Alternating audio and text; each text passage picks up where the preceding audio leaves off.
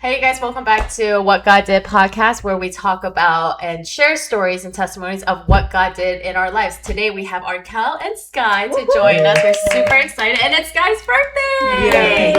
Yay! How old are you turning? 24. Nice! Do you have big plans for this year? My biggest plan is to get settled into our new home. Yeah. It's out in the country. So, yeah. Nice. Yeah. I love it. Yeah. I have faith that God's going to lead you guys to beautiful places, and it's going to really guide and take care of you. So what we like to do in the beginning of our podcast is rapid fire. Okay. So we're going to throw out some questions for you to just get, it's like an icebreaker, get your brain working, get our bodies all warmed up. Okay. So take it off, Eliza. Okay. So, each of you can take turns answering these questions. But let's start off easy and yummy. Pancakes or waffles? Oh, waffles, definitely. Yeah. I haven't had waffles a lot lately. It's been pancakes a lot, but But what do you prefer? I think I'll go with pancakes. Okay, Yeah. I love it. Pancakes are Nice, crisp, amazing. buttery pancakes. Yes.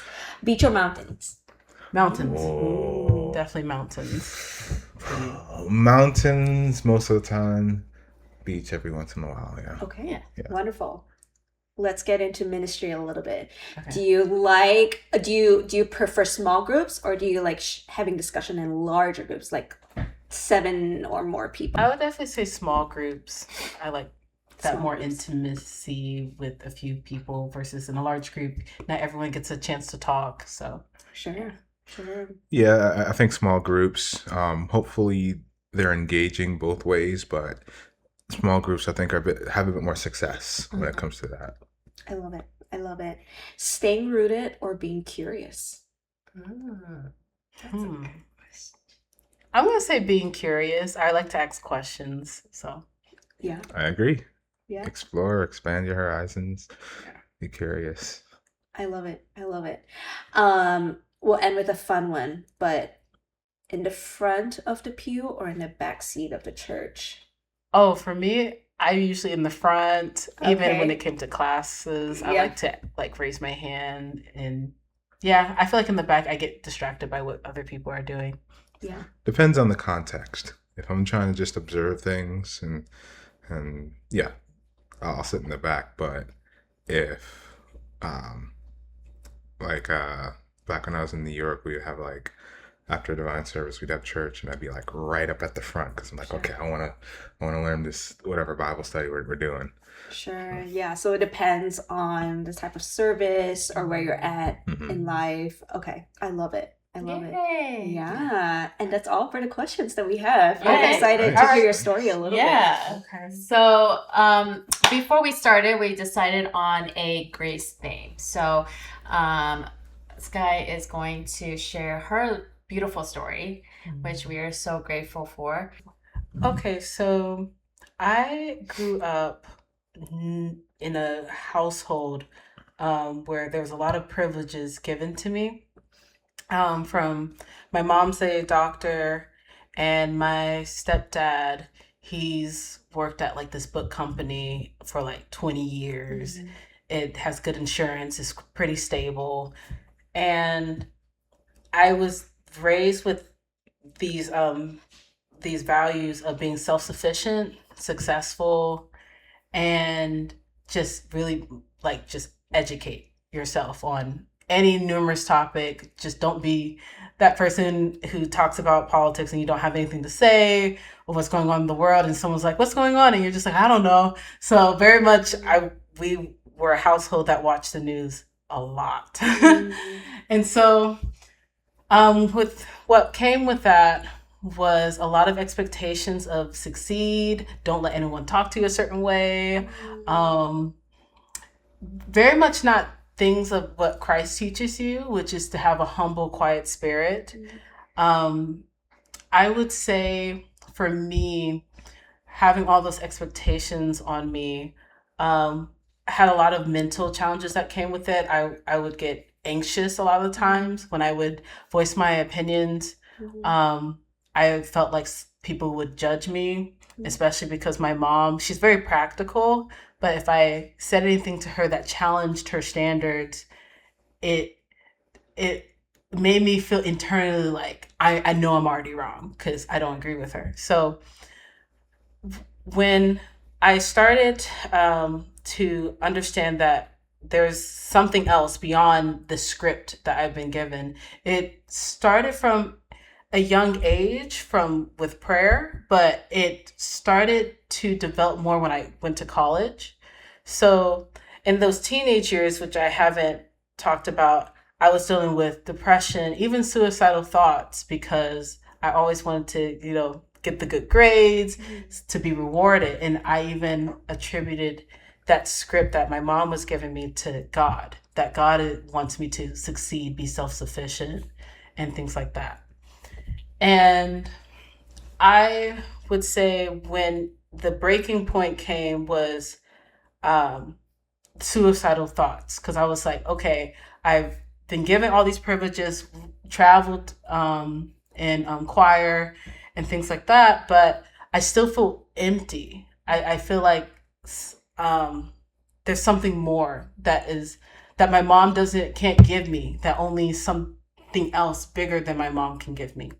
And so when I went to school during COVID 2020, that was during the period of my life when the friends I used to have, I don't know, it was just like, I thought we were close, but we wasn't really. It was like I was always taking the initiative to get the relationship going and us to do things together. And when I lost those friends, and I really felt isolated. And during that time, I really gravitated towards anything that could soothe me. And those ways were quite self-destructive, like self-harm, pornography, even very violent pornography as well. And also I had this Cabbage Patch doll that people may think is creepy, but for me, I would take that around with me everywhere I would go, even as an adult. Like, it was not healthy at all.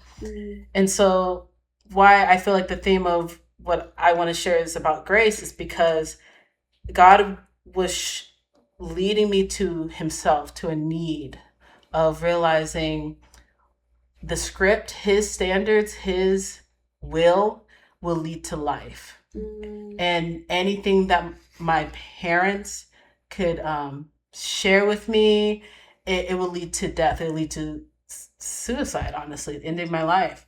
And so in college, I started being very curious that freshman year about, okay, who am I? What are my roots? Okay, I grew up in a nominal Seventh-day Adventist household where we sometimes went to church when we felt like it.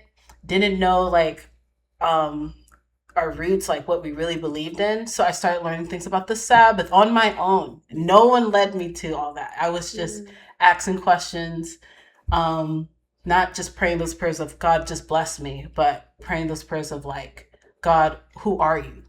Like, I really want to get to know you.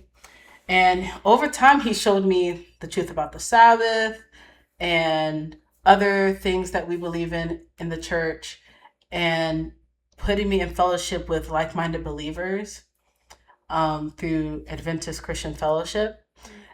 Now, this very much my life in terms of Adventism is not something that everyone can relate to. Like, I understand that, but people can relate to asking those questions of who am I and things like that. So that's how I want to kind of bring in whoever's listening into the story. And so, yeah, over time, God was bringing me to know like what is true forgiveness. Even going back over through my trauma and thinking about, okay, what happened? How was I feeling at that time? And because I didn't know how to really communicate my feelings. And what came with that was a lot of tears, a lot of headaches, because I would be crying so much. Because I'm like, wow, I didn't know I was holding in so much. And over time, my relationships became a lot more deeper and authentic and vulnerable, and knowing, okay, if this friend can listen to me and not judge me, then they're really, truly a good friend. And so that's who Jesus is. And my prayer life started growing. And yeah, let's just say I would not be who I am today if it wasn't for God bringing me to the lowest point of my life and realizing I can't rely on any human aid, any human wisdom, any books out there in the world to help me. It's purely Him alone. And so, yeah, that's His So grace. during your hardest part of your life, how do you think God gave you grace? And how do you think God brought you out and gave you hope? How did things shift for you during that dark moment of your life?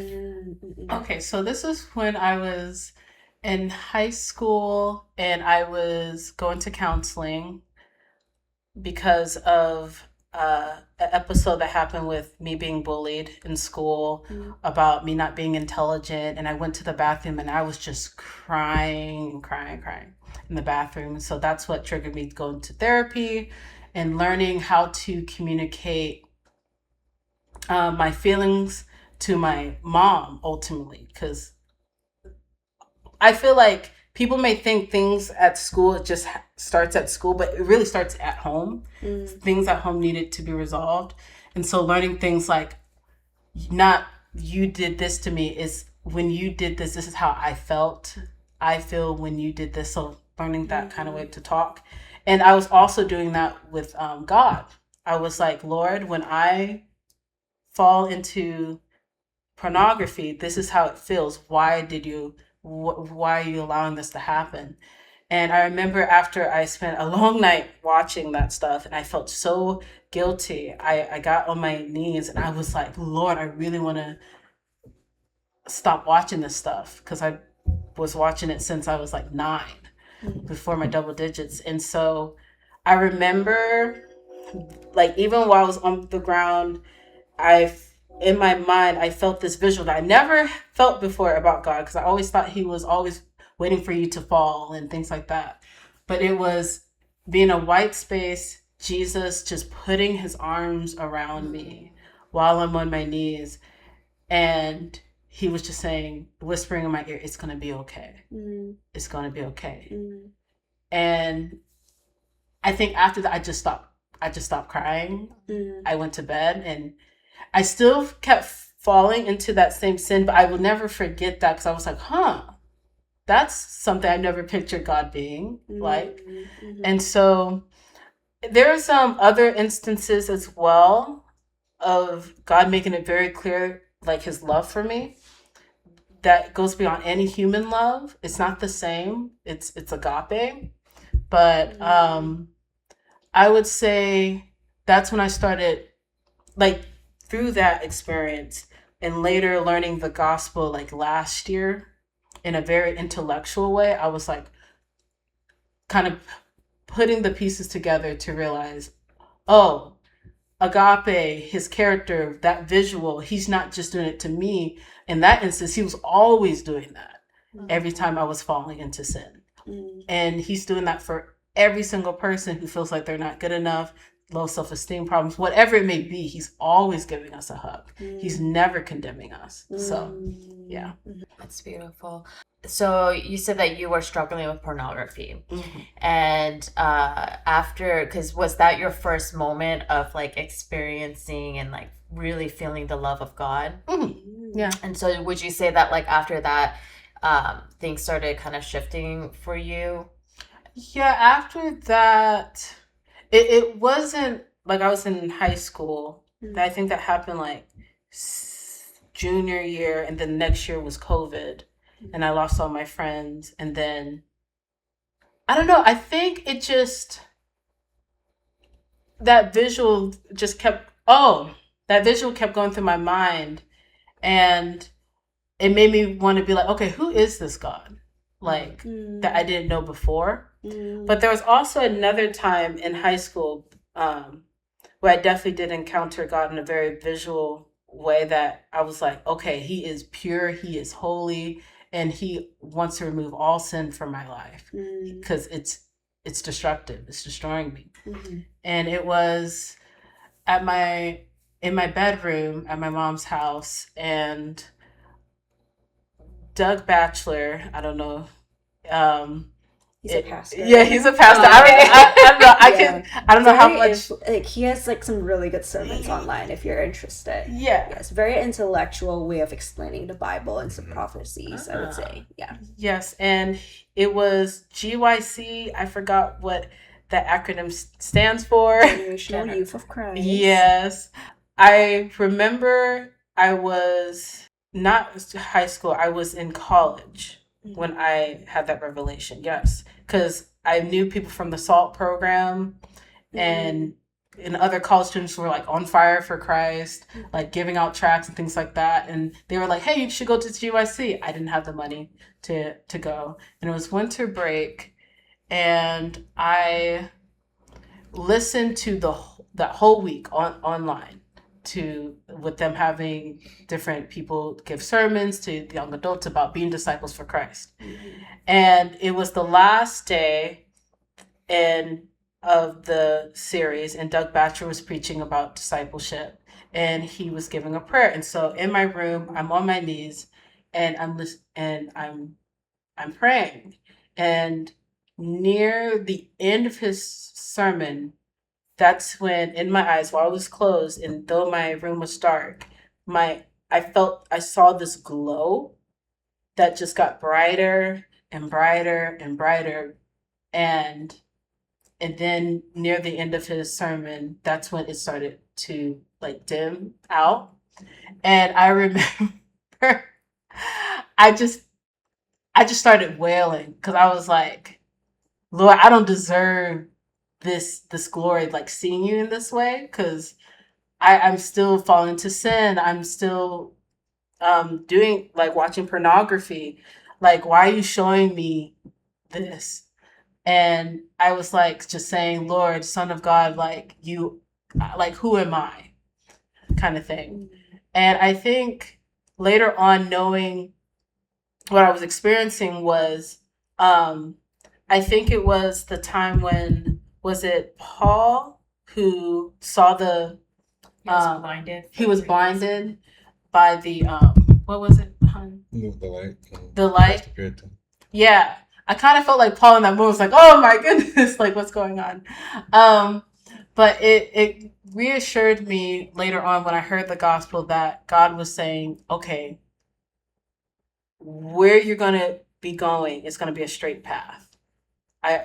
And it's going to be towards me. And even though you don't feel worthy, I will show you certain things about me, about my will, about what I want for everyone to understand about me, and be in close connection with you.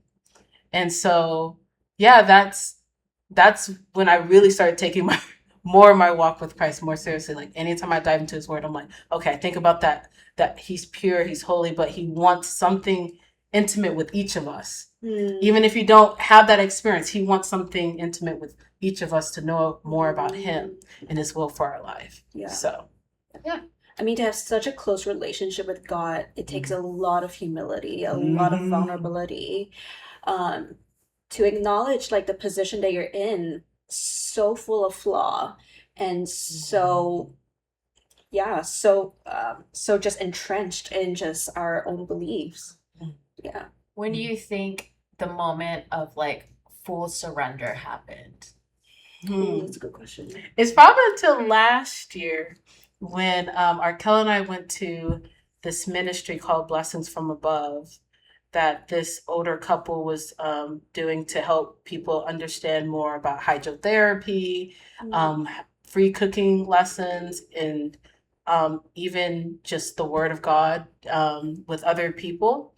And when I fully surrendered, it was when we went back to that ministry. First, we were members, like guests, and then we went back to volunteer because we loved it so much. And it was a lot of information, so I was like, okay, let me like re-listen to this again to see if I understand the gospel.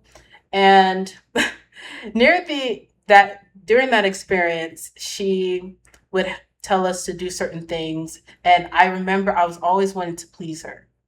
Like I kind of saw her as a mentor, and I was like, hey, I'll be willing to do this and do that, and she would just say something kind of rude or whatever. I'm like, why do why are you making me feel this way? And I think one thing that she said that really triggered me was, why do you want my approval so much? Like, why are you trying to be validated? Like, why do you want a good job or you're doing good? And I remember I was like, I couldn't answer. I was like, I don't know. It's just, I'm your servant. I'm volunteering. I'm helping. But I remember because of that, I started getting depressed because she was, I think God had her to say that to me for a reason, to bring me to a need for him. And Arkel was with me during that time when I was literally having headaches. I could barely walk. And one day I just was laying down. He kind of left me alone. And I just started talking to God about everything leading up to this point, to all the trauma, all the things that he let me go through. And all the times that my mom said something that made me feel a certain way and I never got it out of my chest. And I was like, Lord, why this, why that? And I remember he was trying to tell me that all the ways I was trying to find comfort, he was my true comfort. That whole time that I could have went to him directly to be like, Lord, I need help. I'm having a hard time even getting my words out when someone makes me so angry or so sad, or like, please comfort me. And so when the Holy Spirit revealed that to me, that he was my true comfort all along, and that all these expectations put on me was a heavy burden on me, that didn't come from him, because his yoke is easy, his burden's light. That's when I felt like God was giving me a decision. You can either go back to Nashville after this experience and just do whatever your parents want you to do, go back to school, get a doctorate, all those things, or you can go back and just say, Lord, my life is yours. And anywhere you want me to do, go, say, meet, I will do it. And even though it was very challenging, because I was like, okay, Lord, but there's going to be a lot of things I don't know what to do. And he's like, it's okay, I will help you. And I chose to surrender because I was like, well, the other path led me to be suicidal. So he got to be a lot better than all that. Like anything. And also with me getting involved in the community of friends and things like that, I was like, I felt true happiness, true joy. And so even now I feel like I'm happier than I was at Blessings from Above, because he keeps introducing me to people like you guys, and just experiences where I'm like, wow, Lord, if I wasn't here, this person wouldn't have heard this, that wouldn't have led to this and that. It's just his will is, I think it would have been tainted or hindered if I would have said, let me go back to what my parents want me to do. Mm-hmm. How has your walk with God after surrendering? What does that look like? Oh, it's been exciting. Like, it's been exciting overall, but it's also has had its challenging moments. He's increasing my faith, not believing in what I see, but like really just trusting in him. Like, since that time, we didn't have our rent money, and he helped pay our rent for like 6 months in advance. Nice. And during that time, we were door dashing. We were between jobs, and in our first year of marriage. And so we really had to like work as a team, not just with each other, but with God. Because at any moment I could just be like, this is too hard, marriage is too hard, but it's till death do us part. So I was like, okay, Lord, I can't just throw in the towel. And so, yeah, it's been challenging when self gets in the way. When I'm like, oh, I know how to do this, or let me just go to my mom. I can't. I have to go to my husband now. And usually his response is, let's go to God. And I'm like, okay, God, what do you think we should do?